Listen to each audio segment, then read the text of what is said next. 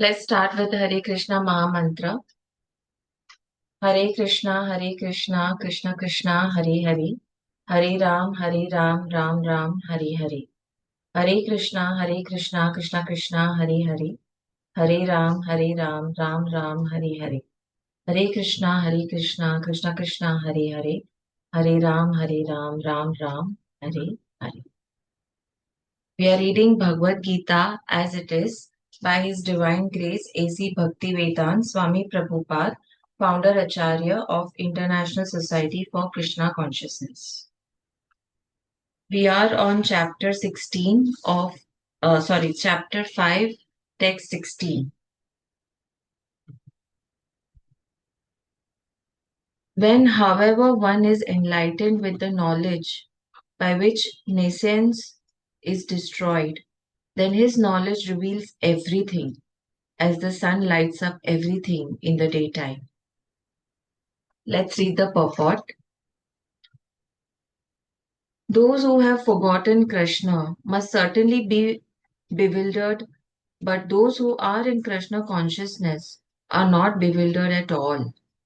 It is stated in the Bhagwat Geeta, Sarvam Jnana Plavena Jnanagniha Sarva Karmani and Nahi Jnanena Sadrasam. Little bit of Sanskrit. So it means knowledge is always highly esteemed. And what is that knowledge? Perfect knowledge is achieved when one surrenders unto Krishna, as is said in the 7th chapter, 19th verse. Bahunam janmanam ante jnanavam mam prapadyate. After passing through many births, when one perfect in knowledge surrenders unto Krishna, or when one attains Krishna consciousness, then everything is revealed to him, as everything is revealed by the sun in the daytime. The living entity is bewildered in so many ways. For instance, when he unceremoniously thinks himself God, he actually falls into the last snare of nescience. If a living entity is God, then how can he become bewildered by nescience? Does God become bewildered by nescience? If so, then nescience or Saturn is greater than God. Real knowledge can be obtained from a person who is in perfect Krishna consciousness. Okay.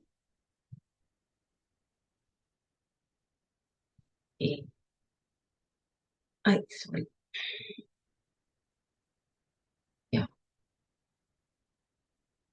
Therefore, one has to seek out such a bona fide spiritual master and under him learn what Krishna consciousness is. For Krishna consciousness will certainly drive away all nescience as the sun drives away darkness. Even though a person may be in full knowledge that he is not this body but is transcendental to the body, he still may not be able to discriminate between the soul and the supersoul. However, he can know everything well if he cares to take shelter of the perfect, bona fide Krishna conscious spiritual master. One can know God and one's relationship with God only when one actually meets a representative of God. A representative of God never claims that he is God, although he is paid all the respect ordinarily paid to God, because he has knowledge of God. One has to learn the distinction between God and the living entity. Lord Sri Krishna therefore stated in the 2nd chapter 2.12 that every living being is individual and that the Lord is individual. They were all individuals in the past. They are individuals at present, and they will continue to be individuals in the future, even after liberation. At night, We see everything as one in the darkness, but in day, when the sun is up, we see everything in its real identity. Identity with individuality is spiritual life. In spiritual life is real knowledge.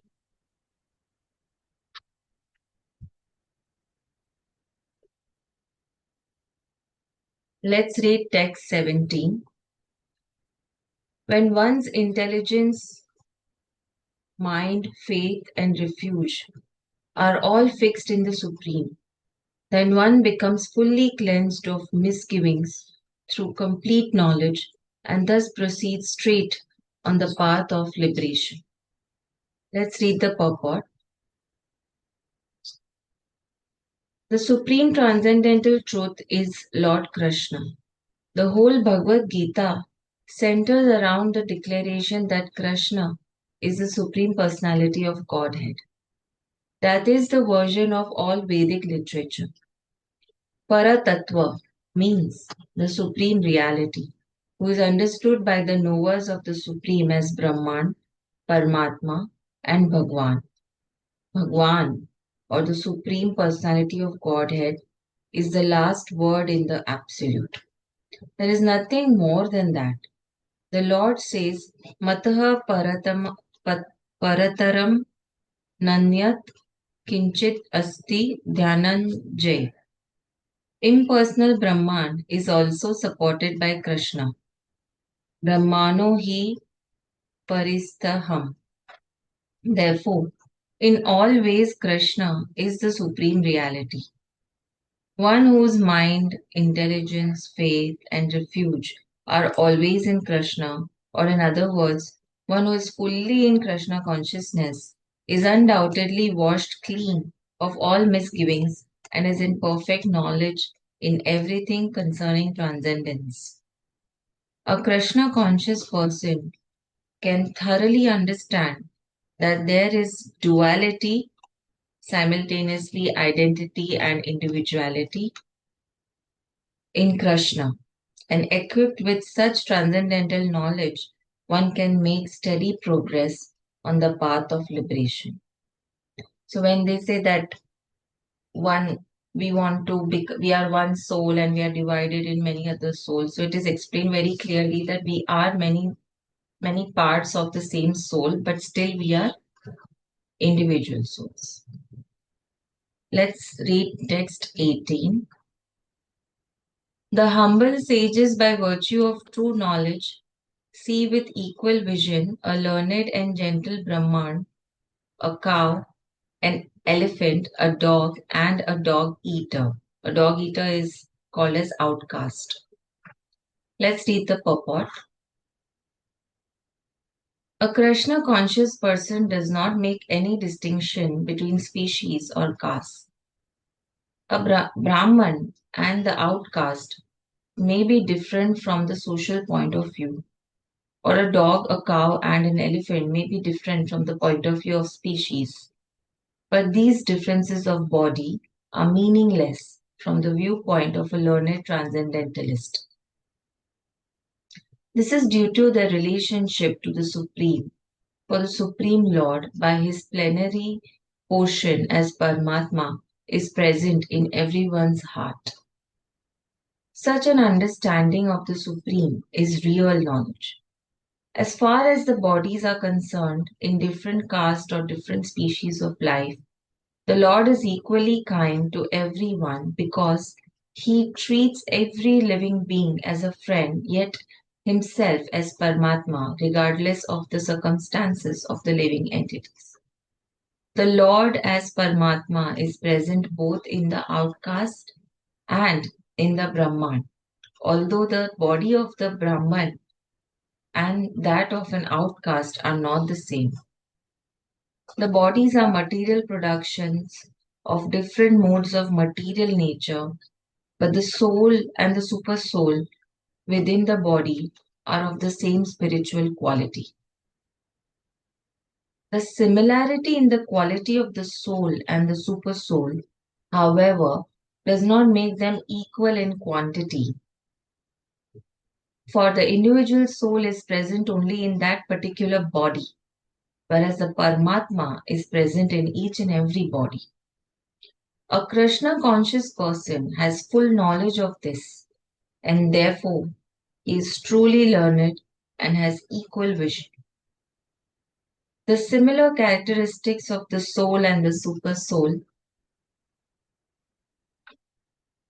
and the super soul, are that they are both conscious, eternal, and blissful. But the difference is the individual soul is conscious within the limited jurisdiction of the body, whereas the super soul is conscious of all bodies. The super soul is present in all bodies without distinction. Let's read text 19. Those whose minds Those whose minds are established in sameness and equanimity have already conquered the conditions of birth and death. They are flawless like Brahma, and thus they are already situated in Brahma. Let's read the purport. Equanimity of mind, as mentioned above, is the sign of self realization. Those who have actually attained to such a stage should be considered to have conquered material conditions, specifically birth and death. As long as one identifies with this body, he is considered as conditioned soul. But as soon as he is elevated to the stage of equanimity through realization of self, he is liberated from conditional life. In other words, he is no longer subject to take birth in the material world, but can enter into the spiritual sky after his death. The Lord is flawless because he is without attraction or hatred.